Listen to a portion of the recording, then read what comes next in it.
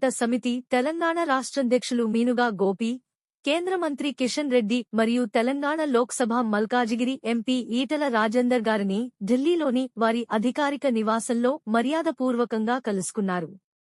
ఈ సందర్భంగా వాల్మీకి బోయల సమస్యలు, వారికి జరుగుతున్న అన్యాయం గురించి వివరిస్తూ డాక్టర్ చెల్లప్ప కమిషన్ నివేదికను అందజేశారు. ఈ అంశాలపై సుదీర్ఘంగా చర్చలు జరిపారు. అనంతరం ఢిల్లీలోని జంతర్ మంతర్ వద్ద బీసీ సంక్షేమ సంఘం ఆధ్వర్యంలో నిర్వహించిన నిరసన కార్యక్రమంలో పాల్గొన్నారు.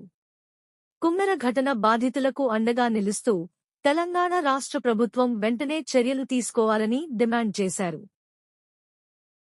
అంతకులను ఎందుకు అరెస్ట్ చేయలేదు? ఎందుకు ఎన్కౌంటర్ చేయలేదు? ఎన్కౌంటర్ చేయాలా వద్దా? ఎన్కౌంటర్ చేయాలా వద్దా?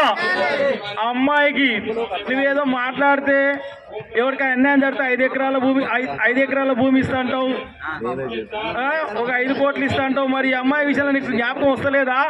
ఆ నాగర్ కర్నూలు ఎమ్మెల్యే గారు మీరు చుట్టమనుకుంటున్నారా? లేకుంటే ఇద్దరు ఒక ఫెవికాల్ బంధమా, రెడ్డి బంధమా?